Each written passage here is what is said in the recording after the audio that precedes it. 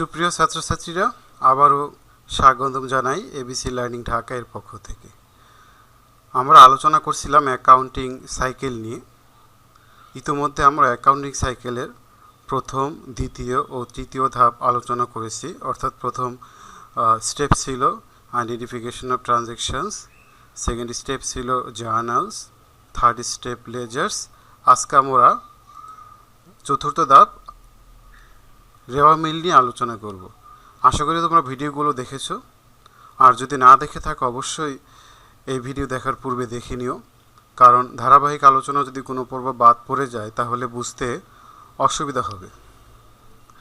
আজ আমরা দেখব স্টেপ 4, কিভাবে লেজার অ্যাকাউন্টস থেকে একটি ট্রায়াল ব্যালেন্স বা রেওয়া মিল তৈরি করতে হয়।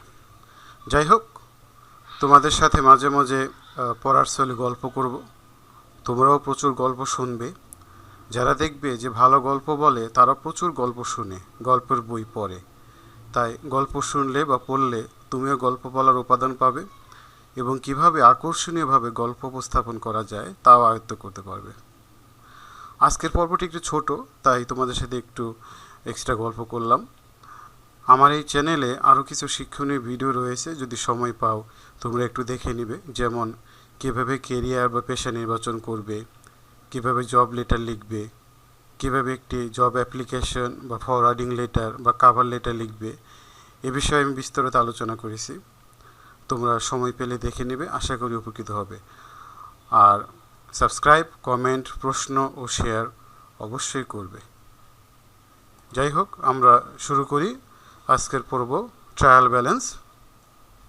এখানে ছোট্ট একটি ডেফিনেশন দেওয়া আছে। A trial balance is a schedule or list of balances, both debit and credit, extracted from the accounts in the ledger and including the cash and bank balances from the cash book। অর্থাৎ আমরা যে খতিয়ান তৈরি করেছিলাম বা laser তৈরি করেছিলাম, laser থেকে যে ব্যালেন্সগুলো হবে সেই ব্যালেন্সগুলো নিয়ে যে whether the ledgers are appropriately recorded or not, এগুলো সঠিকভাবে লেখা হয়েছে কিনা তা প্রুফ করার জন্য আমরা যেটি তৈরি করি সেটাকে আমরা ট্রায়াল ব্যালেন্স বলে থাকি। তাহলে ট্রায়াল ব্যালেন্সের আমরা ফরম্যাটটা একটু দেখি।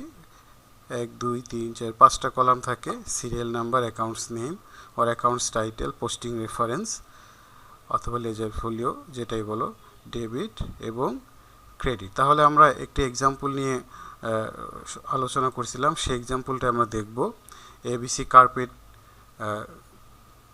Cleaners started business on 1st March এবং 31st মার্চে যে ব্যালেন্সগুলো ছিল সেগুলো নিয়ে আমরা একটা রেওয়া মিল তৈরি করব। তো আমরা গত পর্বে, অর্থাৎ যখন আমরা লেজার অ্যাকাউন্টসগুলো করেছিলাম তখন লেজারে ঠিক এই ব্যালেন্সগুলো আমরা বের করছি আমাদের লেনদেনগুলো থেকে। আমাদের ক্যাশের ব্যালেন্স ছিল 1,25,000 টাকা, আমাদের অ্যাকাউন্টস রিসিভেবলের ব্যালেন্স ছিল 59,000 টাকা, আমাদের ক্লিনিং সাপ্লাইজ এর ব্যালেন্স ছিল 12,000 টাকা, প্রিপেড ইন্স্যুরেন্স এর ব্যালেন্স ছিল 12,000 টাকা, ইকুইপমেন্ট এর ব্যালেন্স ছিল ডেবিট ব্যালেন্স 60,000 টাকা, তারপরে আমাদের অ্যাকাউন্টস পেবল এর ব্যালেন্স ছিল 22,000 টাকা, আমাদের স্যালারিস পেবল কোনো ব্যালেন্স ছিল না। এবিসি ক্যাপিটাল এর ব্যালেন্স ছিল 2 লাখ টাকা, এবিসি ড্রয়িংস এর ব্যালেন্স ছিল 7,000 টাকা, দেন সার্ভিস রেভিনিউ এর ব্যালেন্স ছিল আমাদের 73,000 টাকা, এরপরে গ্যাস অ্যান্ড অয়েল এক্সপেন্স এর ব্যালেন্স ছিল 2,000 টাকা, ক্লিনিং সাপ্লাইস এক্সপেন্স কোনো ব্যালেন্স ছিল না, ইন্স্যুরেন্স কোনো ব্যালেন্স ছিল না, স্যালারিস এক্সপেন্স ব্যালেন্স ছিল আমাদের 18,000 টাকা। তাহলে এখানে কিছু ব্যালেন্স আছে ডেবিট এবং কিছু ব্যালেন্স আছে ক্রেডিট। তাহলে এই ব্যালেন্সগুলো নিয়ে আমরা এখন একটি রেওয়া মিল তৈরি করব। তাহলে এখানে আমি একটি ফরম্যাট আগে থেকেই তৈরি করে রেখেছি। ABC carpet cleaners trial balance for the month ended 31st March, or এখানে সেটাও লিখতে পারো 31st মার্চ 2020, 2021, 2019, যেভাবে লিখো সেভাবে লেখা যেতে পারে।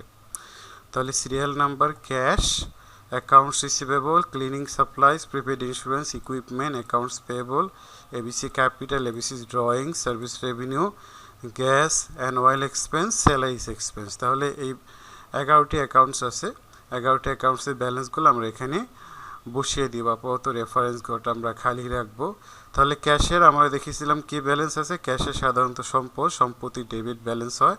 আমাদের ডেবিট দিকে যোগফল ছিল 2,14,000, ক্রেডিট পাশে যোগফল ছিল 90,000, তাহলে স্টিল ডেবিট দিকে বড় 1,25,000 টাকা। তাহলে আমরা ডেবিট পাশে এই ব্যালেন্সটাকে আমরা বসিয়ে দিই 1,25,000 টাকা। তাহলে আমার ডেবিট ব্যালেন্স বসে গেল।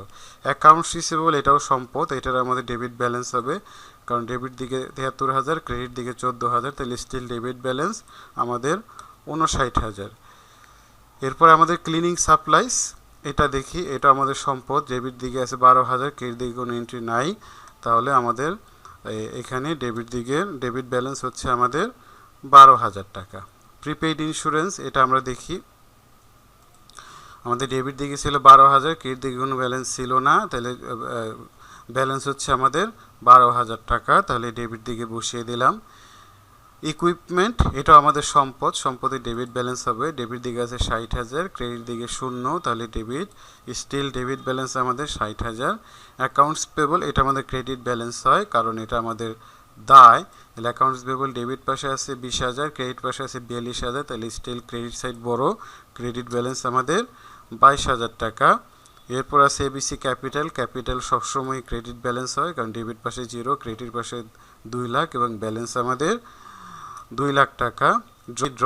ড্রয়িংসের ডেবিট ব্যালেন্স হয়, তাহলে ড্রয়িংসে যদি ডেবিট ব্যালেন্স হয় আমরা দেখি ড্রয়িংসে কত টাকা আছে। ড্রয়িংসে ডেবিট দিকে আছে 7,000, ক্রেডিট দিকে 0, তাহলে ডেবিট ব্যালেন্স আমাদের 7,000 টাকা। সার্ভিস রেভিনিউটি আয় সাধারণত আমাদের ক্রেডিট ব্যালেন্স, তাহলে সার্ভিস রেভিনিউ আমাদের ডেবিট পাশে নাই, ক্রেডিট পাশে 73,000, তাহলে ব্যালেন্স আমাদের 73,000 টাকা। গ্যাস অ্যান্ড অয়েল এক্সপেন্স এটা আমাদের এক্সপেন্স হলে ডেবিট ব্যালেন্স হয়, আমরা দেখি gas and oil expense debit পাশে 0, ক্রেডিট পাশে নাই, তাহলে আমাদের ব্যালেন্স কত 2,000 টাকা। এবং স্যালারিস এক্সপেন্স আমাদের ডেবিট ব্যালেন্স, কারণ এটি খরচ, আমাদের দেখি স্যালারিস কত টাকা আছে। স্যালারিস ডেবিট দিকে 18,000, ক্রেডিট দিকে নাই, তাহলে আমাদের ডেবিট ব্যালেন্স 18,000 টাকা। তাহলে আমরা সবগুলো ব্যালেন্স বসিয়ে দিলাম, তাহলে আমরা যোগফলটা দেখি, টোটাল অ্যামাউন্ট 2,95,000 টাকা এবং ক্রেডিট পাশে 2,95,000 টাকা, ডিফারেন্স আমাদের 0।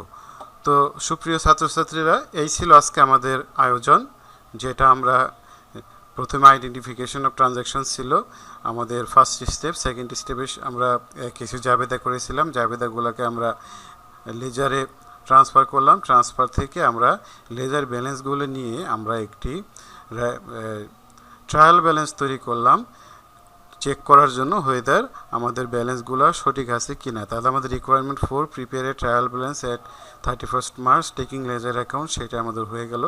সো বাকি স্টেপগুলো আমরা পর্যায়ক্রমে দেখতে থাকবো। আশা করি তোমাদের ভালো লেগেছে এবং সেগুলো প্র্যাকটিস করো।